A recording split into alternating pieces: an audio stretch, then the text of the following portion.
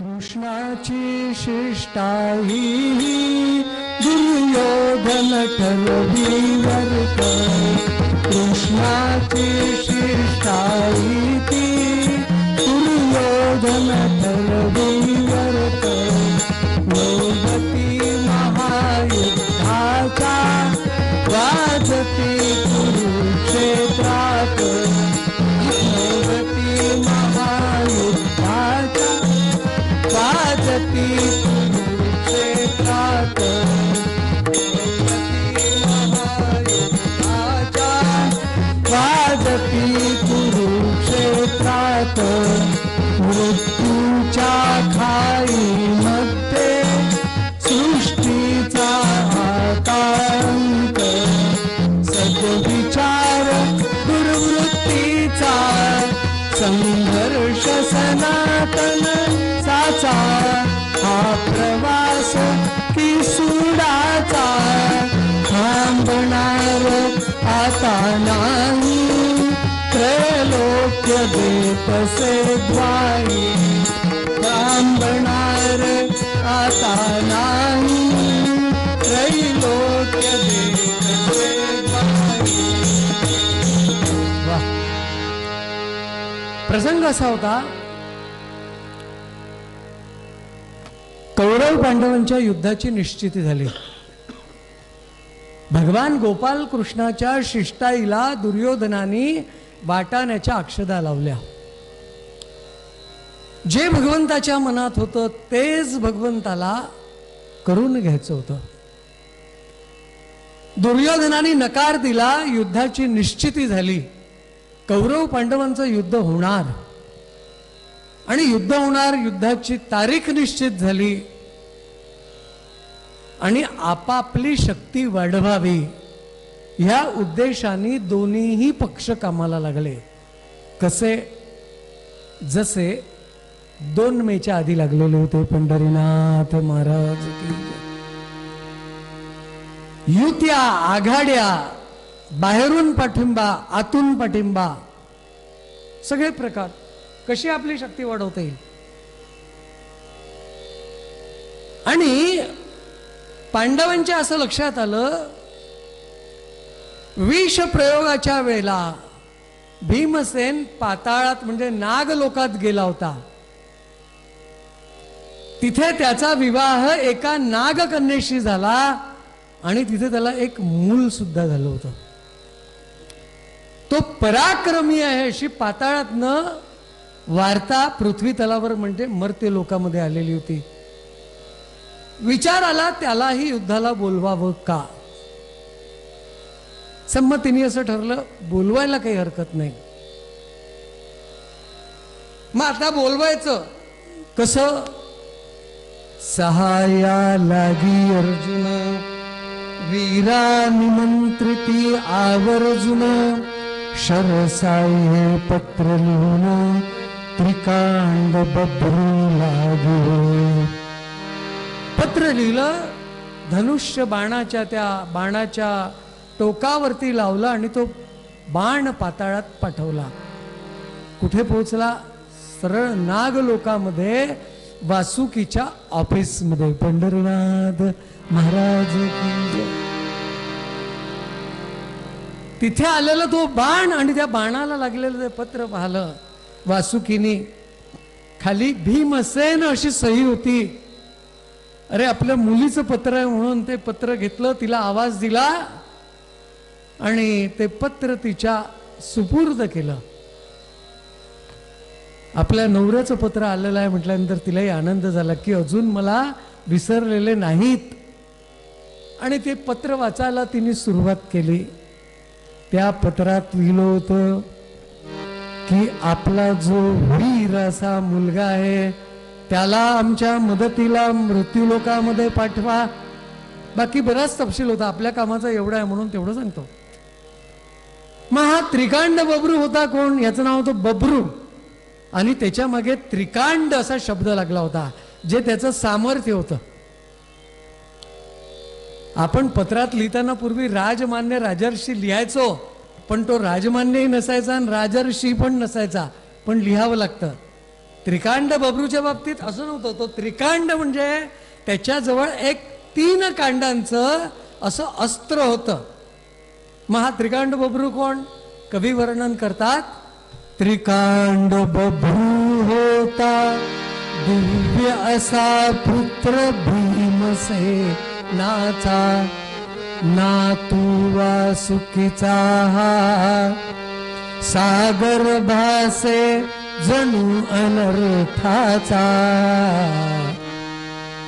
त्याच्याजवळ त्रिकांड नावाचं असं अस्त्र होतं. त्या अस्त्रावरती जर त्यांनी मंत्रोपचार करून त्याचा प्रयोग केला तर कोसो मैल दूर असलेलं शत्रूचं सैन्य त्या अस्त्रातनं निघणाऱ्या विषारी वायूंनी गुदमरून मरून जायचं. हे सामर्थ्य त्याच्या अस्त्रामध्ये, म्हणून त्याला त्रिकांड बबरू असं म्हणायचंय. आपल्या पोराची कीर्ती त्याच्या वडिलाच्या कानावरती गेली याचा आनंद झाला. आणि आज आपल्या मुलाची गरज आहे म्हणून त्याला बोलावलं याचा अत्यानंद झाला. आणि त्या बबरूच्या आईने बबरूला बोलावणं पाठवलं. बबरू आला, आईला नमस्कार केला, समोर बसला. आईने त्याला सांगितलं, हे बघ पत्र आलंय. हा म्हणाला, कोणाचं पत्र? तुझ्या वडिलांचं पत्र. बरं त्या पत्रात काय लिहिलेलं? तुला आलं असेल. हो मला आलं, पण तिच्यात तुझा उल्लेख आहे आणि तुझ्या मदतीची गरज त्यांना वाटली. ह्याच्यापेक्षा अत्यानंद काय आहे? अजूनही ते आपल्याला विसरलेले नाही. या पोराने आजपर्यंत आपल्या बापाचं मुखावलोकन केलेलं नव्हतं. मनात किंचित राग किंवा काय प्रेम असेल. हा त्रिकांड बबरू म्हणतो, मी तिथे युद्धाला जाणार नाही. ती म्हणते, तू वीराचा मुलगा आणि युद्धाला जाणार नाही असा कसा रे तू पळपुट्या? हा म्हणतो, मी पळपुट्या थोडी आहे. मी युद्धाला जाणार नाही म्हणजे माझ्याजवळ काही शौर्य नाही म्हणून जाणार नाही. अरे त्या मर्त्य लोकातल्या सामान्य माणसाच्या युद्धामध्ये माझ्यासारख्याने जावं हा मी माझा अपमान समजतो. बबरूची आई म्हणते, अरे तू त्यांना सामान्य समजते, तुझ्या वडिलांचा प्रताप माहिती नाही. काय त्यांची बलदंड शरीर यष्टी आहे. असं म्हणतात. तिने सांगितलं पोराला की एकदा ते तिच्या आईच्या, भीमसेन आपल्या आईच्या मांडीवरती असताना चुकून खाली पडले तर त्या दगडाची शकले झाली आणि तिथे गड्डा पडला. हे तुझ्या वडिलाचं सामर्थ्य आहे आणि तू म्हणतो त्यांना सामान्यांच्या युद्धात मला जायचं नाही. अरे तुला काही कळतं का? बबरू म्हणतो, मला सगळं कळतं पण तरी मला जायची इच्छा नाही. समजावून पाहण्याचा प्रयत्न केला, बबरू नाही म्हणतो. आता ती त्याला एकेका परीने आवाहन करते. अरे तू जर नाही म्हटलं तर मला लोक वीर माता कशी म्हणतील? म्हणती मजला वीर माता, म्हणती मजला करीवत्सा तू ऐसे आता, करीवत्सा तू ऐसे आता. आया समयी शुभरण वार्ता सत्वर पूजाई. आता गणया समयी तुम्हा समरण. अरे त्या सैन्यात तू जात नाही म्हणतो, मला लोक वीर माता कशी म्हणेल? हा म्हणाला, मी जाणार नाही. आवाहन केलं आणि आता शेवटचा उपाय काढला. पदर घेतला आणि डोळ्याला लावला. आता आईच्या मुखातले ते अश्रू बघितले डोळ्यातले आणि विचार करतो काय बोलावं, आता जावं लागेल. हा म्हणतो, आई मी तू म्हणते म्हणून जातो, पण माझी एक अट आहे.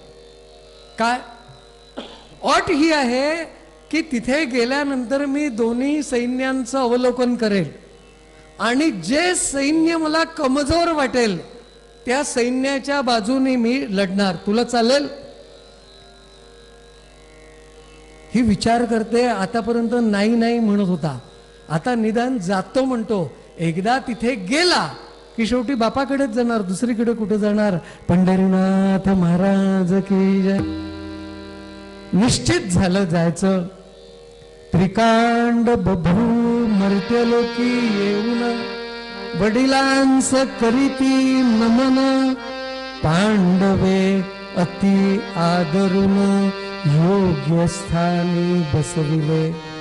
तो पृथ्वी तलावरती आला, पांडवांच्या सभागारामध्ये आला आणि सगळ्या पांडवांना आणि वडिलांना नमस्कार केला.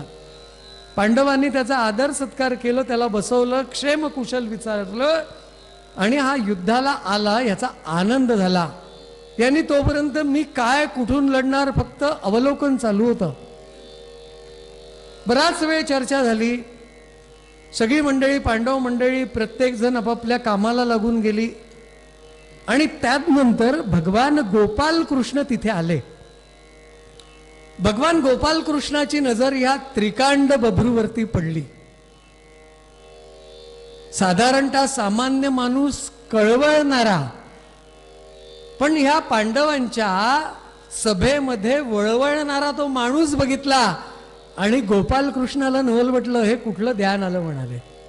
आता नाग लोकातला सामान्य पृथ्वी तलावरचा उष्ण कटिबंधातला एखादा जर आला तर आपल्याला वेगळेपणा जाणवतो. तो तर पाताळातला होता हो. त्याचं ते वागणं, त्याची ती देहबोली भगवान गोपाल कृष्णाला मनाला रुची देणारी नव्हती. भगवंत त्याच्या समोर गेले आणि त्याच्याकडे आपाद मस्तक न्याहाळलं. यांनी पण काय केलं, भगवंताकडे असं वरपासून खालीपर्यंत पाहिलं. जे गोपाल कृष्णाने करावं ते यांनी करावं. दोघांचं असं पाहणं चालू आहे. भगवंताने विचारलं तू कोण, यांनी पण विचारलं तू कोण. भगवंत म्हणतात आरशातली जणू प्रतिकृतीच दिसते आहे. पंढरीनाथ महाराज की जय है ना. भगवंतांनी सांगितलं मला गोपाल कृष्ण असं म्हणतात. यांनी सांगितलं आम्हाला बभ्रू म्हणतात, त्रिकांड बभ्रू म्हणतात. अरे तू कुठनं आलात? मी पाताळातनं, नाग लोकातनं आलो. यांनी विचारलं तुम्ही कुठले आलात? ते सांगतात मी इथलाच आहे. आता यांचा वार्तालाप चालू होता, पण भगवंताच्या मनामध्ये कुठेतरी द्वैत भाव होता. हा आलेला योग्य अथवा अयोग्य. आणि यांनी सांगितलं मी युद्धासाठी आलोय. भगवंतही बोलतात आहे आणि भगवंत असं बोलत असताना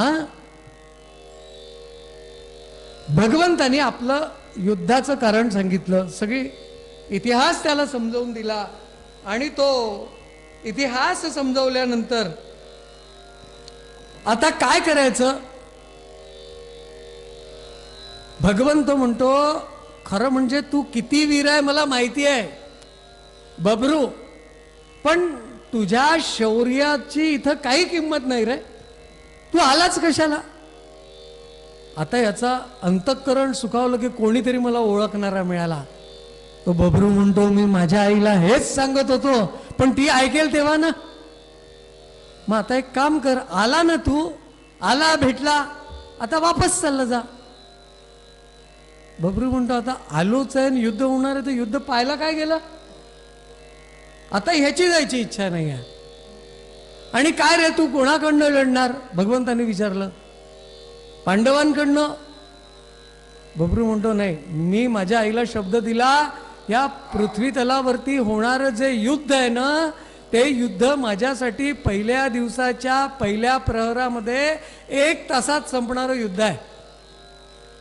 मी जर माझ्या अस्त्रांचा वापर केला तर दोन्हीकडचं सैन्य मरून जाईल. भगवंत म्हणतात अरे बापरे, माझ्या मनामध्ये जो विकल्प होता तो याने बोलून दाखवला आणि आता जातही नाही म्हणतो. मग आता विचारलं तू कोणाकडनं लढणार? तेव्हा बभ्रू सांगतो की मी जो पक्ष मला कमजोर दिसेल त्या पक्षाकडनं मी लढणार. भगवंतांनी विचारलं मग तुला कोणता पक्ष कमजोर वाटतो? हा भगवंताला म्हणतो तू कोणत्या पक्षाकडनं लढणार मला सांग. भगवंताला तो प्रत्येक शब्दात बांधतोय. भगवंतांनी सांगितलं हे दोघेही माझ्याकडे आले होते, दुर्योधन आणि अर्जुन, आणि त्यांना मी असं सांगितलं काय, न धरी शस्त्र करून गोष्टी सांगे न युक्तीचाचार. मी शस्त्र धरणार नाही आणि फक्त समजावणीची बोलीभाषा करील. असं का? मग मी पण दोघांकडनं लढणार नाही, मी पाहिल तेव्हा काय करायचं. पण तरी त्यातल्या त्यात तू कुठे? भगवंतांनी सांगितलं मी माझं सैन्य कौरवांना दिलंय आणि मी यांच्या पक्षात आहे. परत भगवान गोपाल कृष्णामध्ये आपाद मस्तक न्याहाळलं आणि मग तू ह्यांच्याकडून आहे का? मग मी एक काम करतो, मी त्यांच्याकडनं जातो. पंढरीनाथ महाराज की जय. जिथे कृष्णा तू विजय तिथे आहे, धादिला धातुना. जिथे कृष्णा तू तिथे विजय आहे, तुझ्या पक्षी मत्शौर्य काय आहे, तुझ्या पक्षी मत्शौर्य काय आहे. निर्बलांना रक्षी सुयश दे, तो निर्बलांना रे, निर्बलांना रक्षी सुयश दे. स्वशौर्याने हो स्वशौर्याने जगवीर धन्य हो, तो स्वशौर्याने जगवीर धन्य हो. कृष्णा जिथे कृष्णा तू विजय तिथे आहे. अरे एकंदर तुझ्याकडे पाहिल्यानंतर मला असं वाटतं तू ज्या पक्षात राहशील त्यांचा विजय व्हायचा. भगवंत म्हणतो बरोबर यांनी ओळखलं. आणि नंतर तुझ्या पक्षी मत्शौर्य काय आहे. अरे तुझ्याचकडनं लढलं तर तू तर आधीचाच त्यांना जय मिळवून देणार आहे. पण पैलवानाला कसा काडीच्या पैलवान चालत नाही. आजकाल लोक 55 किलोमधून 50 किलोमीटर लढायला लागले. पंढरीनाथ महाराज की जय आहे ना. याला कलियुग म्हणायचं आणि मग रडायचं की मी हारलो, मला हरवलं. धर्माचं युद्ध होतं ते अधर्माचं युद्ध आहे. आणि काय झालं, तुझ्या पक्षीमत शौर्य काय आहे.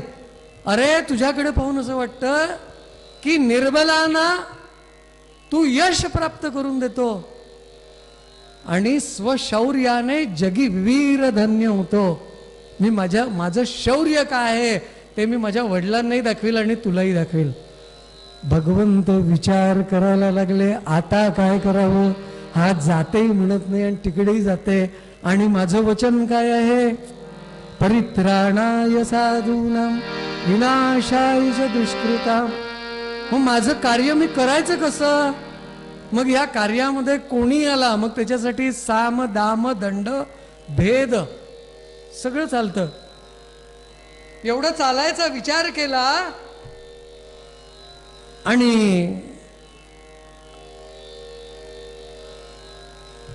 ह्याच्याकडनं लढायचं की त्याच्याकडनं लढायचं, यांच्या दोघांचे हे चालू होते. स्वमनी म्हणे भक्तकांत प्रतिपक्षी लढीन म्हणत, कपटे यासी मारून युद्ध पूर्ण करावे. याचं राहणं योग्य नाही, याला कपटानेच आटोपावं लागेल. भगवंतानी तिथे सारवासारव केली. बभरू, तू जे बोलून राहिला ते एकदम योग्य आहे, मला पटलं. तुझ्यासारखा असा योद्धाच या युद्धामध्ये पाहिजे होता. त्याला चढवलं, हाही चढला. त्यांनी पण सांगितलं, माझ्या योग्यतेचा या पृथ्वी तलावरती फक्त तू एकच. कडकडून मिठी माटली आणि दोघांचीही गट्टी जमली. म्हणाले, आता आराम कर, बाकीचं उद्या बोलू. हा आपल्या शिबिरात गेला, भगवंत आपल्या शिबिरात गेला. पण हा झोपला. भगवंत झोपले का? भगवंत झोपले नाही. भगवंत विचार करतात, आता करावं काय? युद्ध होणार आहे. धर्मराजाशी काही बोलून उपयोग नाही. नरोवा कुंज रोवा वाले आहे ते, है ना. अर्जुनाशी बोलून त्याच्याशी उपयोग नाही. नकुल सहदेवाशी तर नाहीच नाही. मग आता भीमाला पकडाव. तसा एवी देवी भीमाचाच पोरगा आहे म्हणून भीमाच्या त्या राहुटीमध्ये गेले आणि भीमाला म्हटलं, काय भीमा, युद्ध व्हायचं आहे परवापासून. तो असा खुमखुमीतच होता नाही का. असे ते लढणारे जे राहतात की नाही, चार पायाचे फुतकारट टाकत जातात.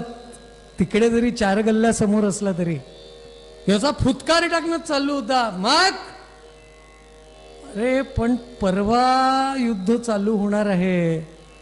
पण मला एक खबर आली. काय खबर आली?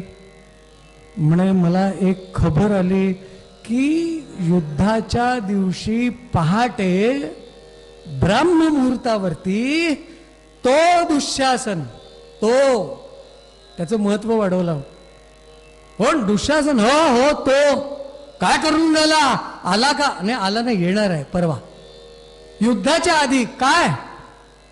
भल्या पहाटे दुःशासन तो येईल ध्वज पूजना करिसी तू दुष्ट निर्दालना. तो सकाळी 3:30 वाजता त्या ध्वजस्तंभाचं पूजन करायला येणार आहे. अरे जेव्हा युद्ध होईल तेव्हा होईल. त्यांनी कोणता न्याय पाळला? त्यांनी कोणता धर्म पाळला? घाल गदाडो क्यात संपवी दुष्टाला सत्वरी. आठवतं ना द्रौपदीची काय विटंबना केली होती? आणि तू तर प्रतिज्ञा केली होती, करी प्रतिज्ञा फुली खरी. अरे तिथंच घाल आणि बोवणी चांगली करून टाक, नंतरच नंतर पाहू. तो दुःशासन इतकी त्याच्या डोक्यामध्ये आणि मनामध्ये दुःशासनाचा विरोधाची बारूद भरली की फक्त थोडी त्या वातीला अंगार लागायची वेळा की याचा स्फोट झालाच समजा. इतका त्याला अगदी तयार करून ठेवलेला होता.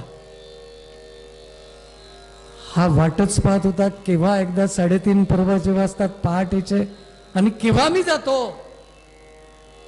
आणि दुसऱ्या दिवशी पुन्हा उठले. भगवान गोपाल कृष्ण बभरूकडे गेले. बभरूला आलिंगन दिलं. वा वा बभरू, क्या बात आहे, काय आनंद झाला तुला भेटून. हे चालू होतं. पुन्हा यांचा एक संवाद झाला होता त्या दिवशी. काय संवाद होता? कृष्णा, आता भगवंतांनी त्याचा बुद्धिभेद करायचा पुन्हा एकदा प्रयत्न केला. काय प्रयत्न केला? म्हणाले, बभरू मला ज्योतिष्य येतं. यांनी विचारलं, ज्योतिष्य म्हणजे काय? ज्योतिष्य म्हणजे कोण केव्हाला जन्म येणार, कसा राहणार आणि केव्हा मरणार. बरं मग माझं सांगतो का? म्हणाले, तेच सांगायला आलो. तुझ्या मृत्यूचे कारण पिता भीमसेन हेची जाण. काय? माझ्या मृत्यूचं कारण माझे वडील? हो हो वडील. तुला कसं कळलं? अरे मला विद्या येते म्हणाले. बबरू म्हणतो, तुलाच विद्या येते का लेका? माझ्याजवळ विद्या नाही आहे का? थांब, मी माझी विद्या तुला सांगतो. कृष्णा मत्शौर्य पाही वधुनी बभरू वंश परवास काढी सिंधुराते भरुनी मंत्रित करुनी अंतरिक्षात सोडी. त्यांनी काय केलं, आपल्या जवळ ते अस्त्र काढलं, तिच्यामध्ये सिंदूर भरला, मंत्रित केलं आणि आकाशामध्ये ओम फट स्वाहा पंढरीनाथ महाराज की जय. आणि नंतर तो सिंदूर पडायला लागला, पडताना दिसतोय पण जमिनीवरती पडत नाही. आणि ते पडलेला तो सिंदूर सगळा शांत झाला. भगवंतांनी विचारलं, हे जे तू कृत्य केलं त्याचा परिणाम काय आहे? बभ्रू बोले हरिसी तव मरण मीच जाणिले साचे. तू माझं मरण मला सांगितलं ना? अरे म्हणाले, तुझंही मरण मी लक्षात आणलं. हा म्हणाला, काहीतरी गंमत करतो का? माझं मरण मला माहित नाही, कोणालाच माहिती नाही. बभ्रू म्हणतो, मला माहिती आहे. तो देखिले तयाने वामांगुष्ठांग बिंदुयुत आहे. म्हणाले, कृष्णा तुझ्या डाव्या पायाच्या अंगठ्याकडे पहा, काही दिसतंय का? आणि तो बिंदुयुक्त, तो बिंदू पाहला सिंदूरयुक्त. भगवंतांनी विचार केली, आता ते याला ठेवायलाच नको. काल जे आपल्याला वाटलं तेच बरोबर आहे. मनी म्हणे भक्तकांत मन मरण जाणे निश्चित. मग आता याला ठेवून उपयोग नाही. तिकडे तिथे बारूद लावली, आता ह्याला सांगितलं. म्हणाले, बबरू मी तुझं मरण सांगितलं, मी माझ्याजवळ ठेवतो. तू माझं मरण सांगितलं, तू तुझ्याजवळ ठेव. आपण दोस्त आहो ना, मित्र आहेत ना, मग एकमेकाला सांगायचं नाही. आपल्याला काय जेव्हा करायचं, तेरी बी चूप मेरी बी चूप. हा म्हणाला, मी कुठं काही बोललो, तू माझं सांगितलं म्हणून मी सांगितलं. तू अजून काही काढ, मी त्याच्यावरती जातो. म्हणाले, काही आवश्यकता नाही. दोघांचा असा वार्तालाप चालू आहे. पुन्हा भोजनांतर भगवंत त्याला भेटायला आले. बबरू तू फार मला आवडला. मला पांडव आणि कौरव, मला त्यांच्यामध्ये काही स्वारस्य नाही आहे, पण तुझ्यामध्ये विशिष्ट आहे. पहा, मी तुझ्याकडे दर 2-4 तासांनी येतो ना बोलायला. हा म्हणाला, हो ही गोष्ट खरी आहे. तर तुला एवी तेवी विजय पाहिजे का? मी तुला सांगितलं, मी यांनी किती जरी म्हटलं की मला वाचवा, मी यांना वाचवणार नाही. पण तुला असं वाटतं ते खरं नाही आहे की मी यांच्याकडे राहिलो तर यांना विजय मिळेल. पण तुला असं वाटतं ना, पण मी तुला सांगतो, मला खरं म्हणजे हे पांडव आवडतच नाही, मला ते कौरव आवडतात. मला सांग, जर मला कौरव आवडले नसते तर त्यांच्याकडे मी माझं सैन्य ठेवलं असतं का? बुद्धिभेद करतात. हे म्हणाले, हो बरोबर आहे, आणि मी इथे काहीच करणार नाही आहे. जे काही सैन्य आहे आणि माझ्या सैन्यावरती मी आघात करेल का, तू विचार कर. बबरू म्हणतो, बिलकुल करणार नाही, मला पटलं. मग तुला एवी तेवी विजय पाहिजे ना, आमच्या इथला जो रीतिरिवाज आहे तो मी तुला सांगतो. विचारलं, काय रीतिरिवाज आहे? उद्या सकाळी युद्ध चालू होणार 3:30-4 वाजता. स्तंभाचं, युद्धस्तंभाचं, विजयी स्तंभाचं पूजन आहे. मग अरे, जर विजय पाहिजे असेल तर त्या विजय स्तंभाचं पूजन करायला पाहिजे. ते पूजन जर तू केलं तर तुझी जी शक्ती आहे ती शतपटीने वाढेल, आणि जे तुझ्या मनात आहे पहिल्या दिवशीच्या पहिल्या प्रहराला तेच होईल. भगवंताची ती माया त्याच्यावरती काम करती झाली. यांनी विचारलं, पूजेचं साहित्य काय? मीच आणून देतो म्हणाले. भगवंतानी सगळी तयारी केली आणि दोघांनाही तयार केलं. तिकडे भीमसेन, इकडे बबरू. आणि दुसऱ्या दिवसाची सकाळ झाली. भल्या पहाटे बबरू उठला, भल्या पहाटे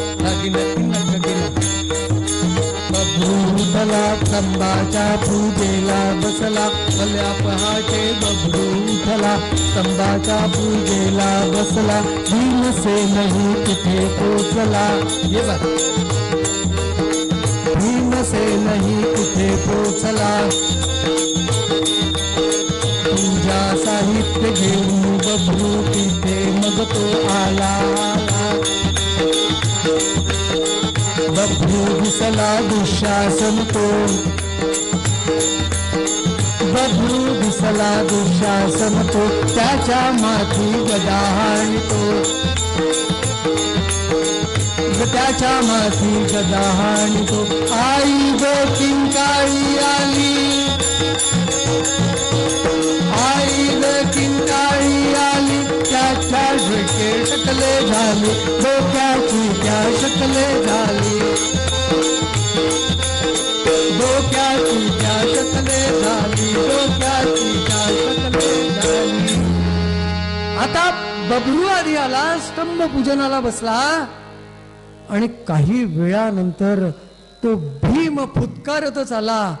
त्याला आता इतकी त्याची मनस्थिती करून ठेवली होती की त्याला प्रत्येक ठिकाणी दुःशासन दिसत होता.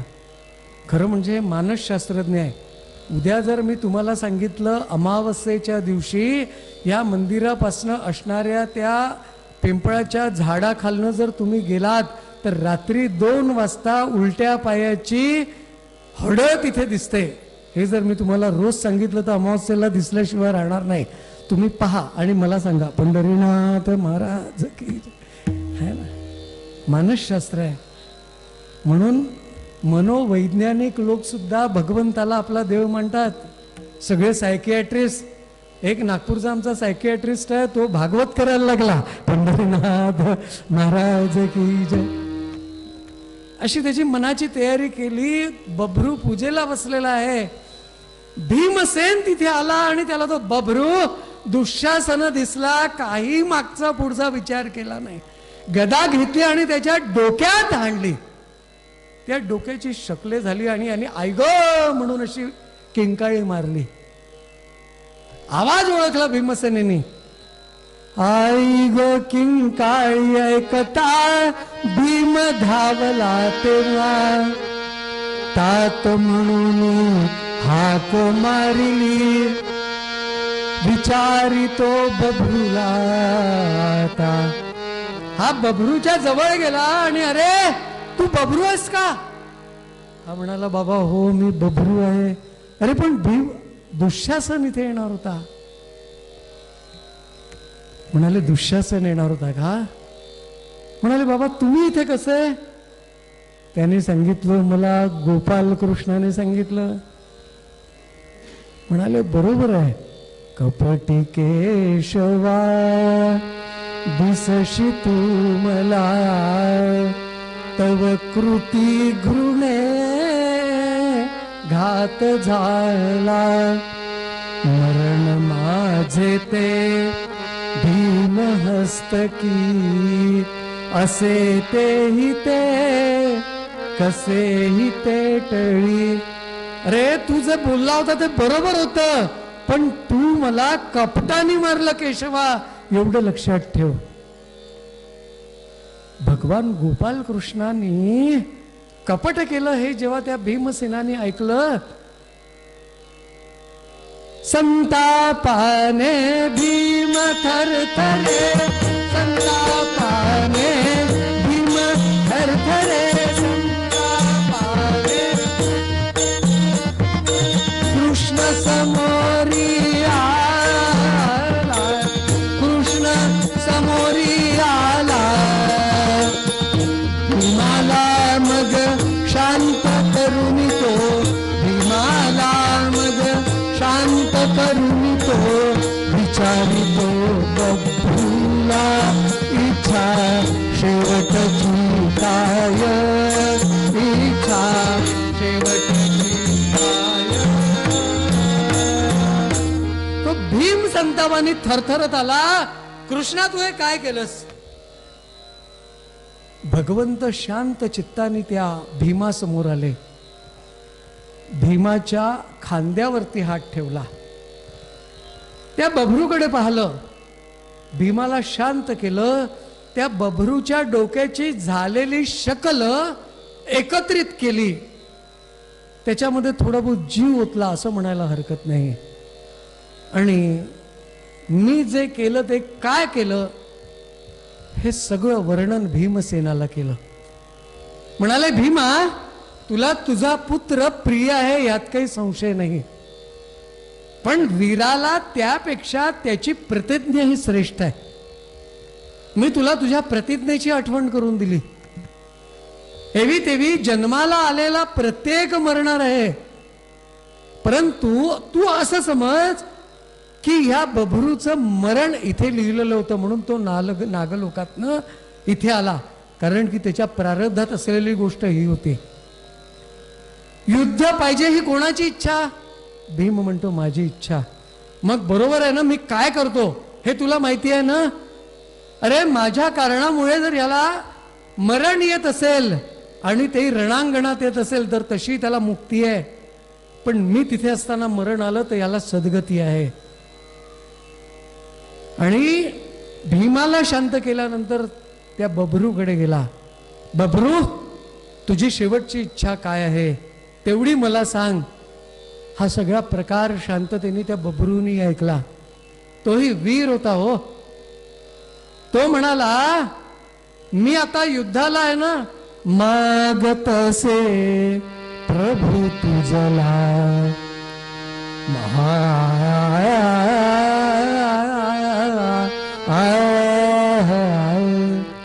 मागत असे प्रभू तुझला युद्ध पाहण्या जिवंत ठेवावे.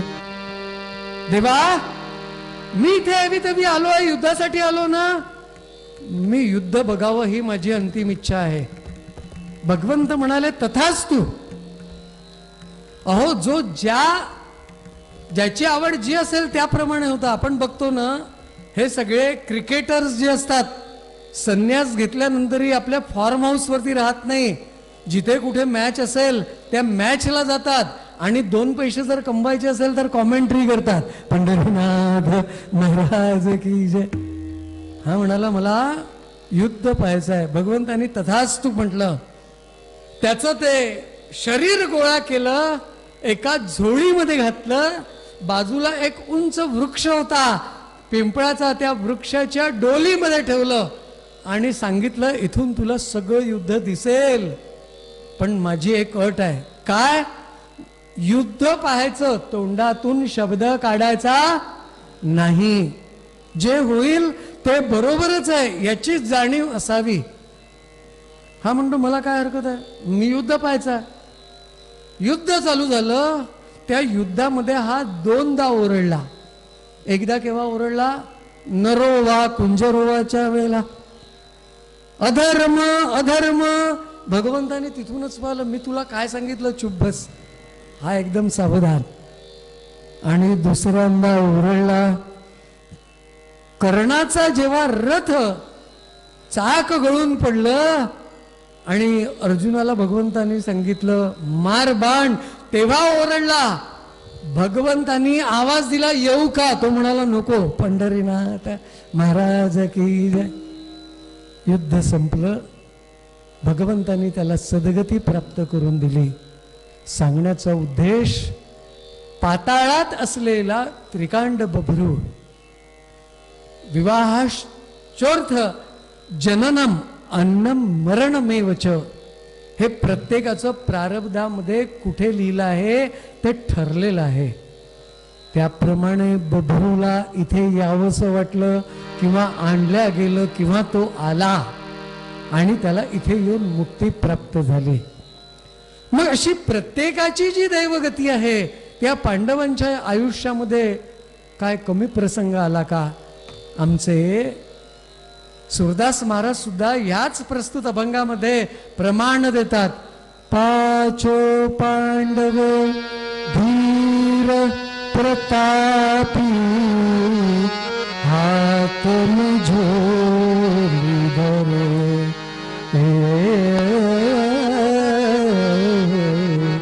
तारे नाही परे कर्मगती तारे नाही परे कर्मगती तारे नाही परे.